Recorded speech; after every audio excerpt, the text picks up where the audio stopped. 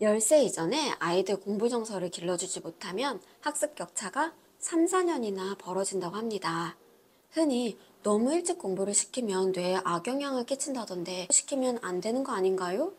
놀이가 중요하다고 해서 일부러 학습을 피하고 있는데 이래도 되는지 걱정이 돼요. 하는 분들도 계실 것 같고요. 아이들 공부 정서를 길러줘야 한다면 엄마표로 해야 하나요? 사교육을 시켜야 하나요? 궁금하신 분들도 계실 것 같아요. 오늘은 의외로 이 공부 정서에 대해서 잘 모르시는 부모님들을 위해서 그 의미와 공부 정서를 기르는 방법에 대해서 알아보려고 합니다. 세상의 모든 아이는 공부를 잘하고 싶어 한다. 4에서 7세보다 중요한 시기는 없습니다의 저자인 이임숙 소장님은 이렇게 이야기합니다. 4에서 7세는 평생 공부력으로 이어지는 공부 정서를 키워야 할 결정적 시기입니다. 공부 정서는 쉽게 말하면 공부에 대해서 긍정적인 정서를 갖는 걸 말해요. 그리고 이 공부 정서는 부모님이 길러주셔야 합니다. 공부 감각, 10세 이전에 완성된다의 저자인 영국 옥스퍼드대 조지훈 교수님은 행복한 삶을 살아가기 위해서는 반드시 공부를 해야 한다. 여기서 공부는 세상을 잘 헤쳐나가기 위한 공부이다. 라고 하면서 공부를 교과목에만 국한시키지는 않았어요. 살아가는데 꼭 필요한 이 공부 감각을 갖는 첫 번째 단계로 아이가 무엇에 즐거워하는지를 파악하라고 합니다. 아이가 지적 호기심을 잃지 않도록 그 불씨가 꺼지지 않도록 부모가 도와야 한다고 합니다. 공부라고 하면 흔히 논쟁이 되고 있는 것 중에 하나가 글자나 연산, 학습 이런 걸 너무 일찍 시키면 뇌에 악영향을 끼치는 게 아니냐. 만 7세 이전에는 공부를 하면 안 되고 놀아야 한다 라는 주장을 많이 들어보셨을 거예요. 그런데 이 책에 따르면 학습심리 전문가들은 4에서 7세 시기에 특히 아이가 즐겨 한다는 전제하에 한글, 영어, 수학을 놀이 삼아 가르치는 게 중요하다고 강조합니다. 아이가 호기심을 갖고 놀이로 알고 재미있어 하는데 오히려 그 호기심과 즐거움을 무시한 채 방치한다면 학습 결손이 생기고 학습 격차가 벌어집니다. 초등학교 때 최대 3, 4년까지도 차이가 난다고 해요.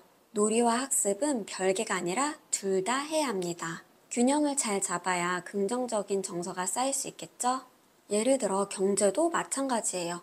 수학까지 가능해집니다. 아이들마다 돈에 관심을 보이는 시기는 다른데요. 보통 다 돈을 좋아합니다. 일찍 관심 갖는 경우가 많아요. 어제 또 한 부모님이 연락을 주셨는데 아이가 한 자릿수 덧셈을 손가락으로 겨우 하는데 돈 계산은 척척 해내서 놀라셨다고 해요. 용돈 안에서 물건을 사기 위해서 계산을 하더라고요. 그런데 이 공부 정서는 부모님이 길러주셔야 한다고 말씀드렸죠. 그럼 엄마표 교육을 해야 하는 건가요? 라고 물어보실 수 있어요. 조지훈 교수님은 엄마는 아이의 선생님이 아니다 라고 말합니다. 좋은 부모는 선생님이 되어서는 안 된다고 해요.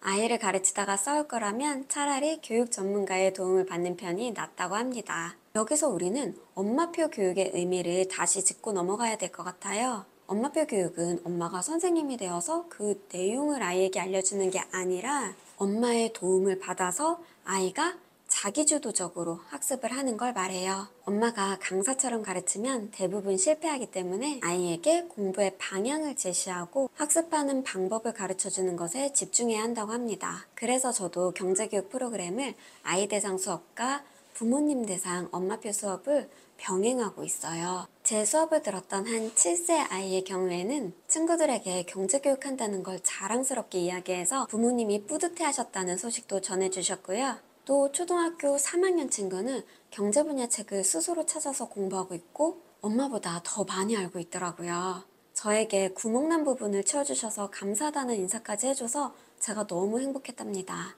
본론으로 다시 돌아와서 그렇다면 공부 정서를 길러주는 그 방법이 궁금하실 텐데요. 누구나 할 수 있는 방법 3가지를 알려드릴게요.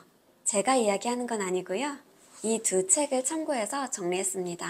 이 2책도 피아제의 인지발달이론, 에릭슨의 사회심리발달이론, 비고츠케의 사회적 상호작용 이론 등 교육심리학을 근거로 쓰여져 있어요. 첫째, 아이와 놀며 산책하며 아이가 묻는 것에 친절히 답해주기. 아이가 마음껏 질문할 수 있게 해주세요. 재래시장과 마트, 가까운 숲과 산은 더할 나위 없이 좋은 자극의 보고입니다. 아이의 호기심과 표현 욕구를 더욱더 자극하고 즐거운 시간을 만들면 좋아요.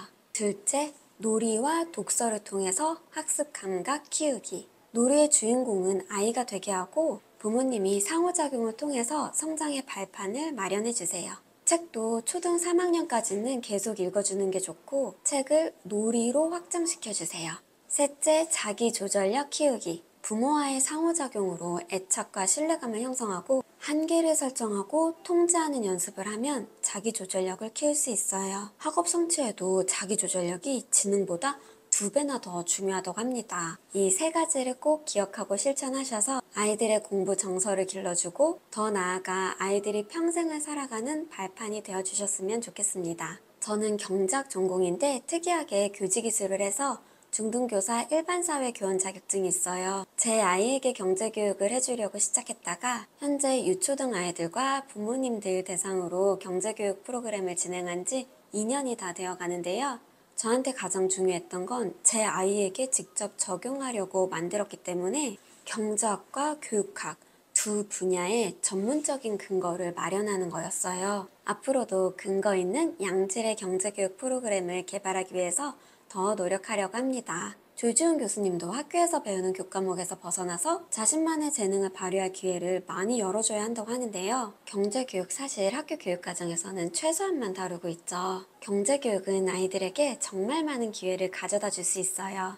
공부 정서에도 도움이 되고 특히 자기 조절력을 기르는데 이만한 교육은 없다고 생각합니다. 조지훈 교수님 책에 영국 초등학생 아이들의 경제교육에 대해서도 언급이 되어 있어요.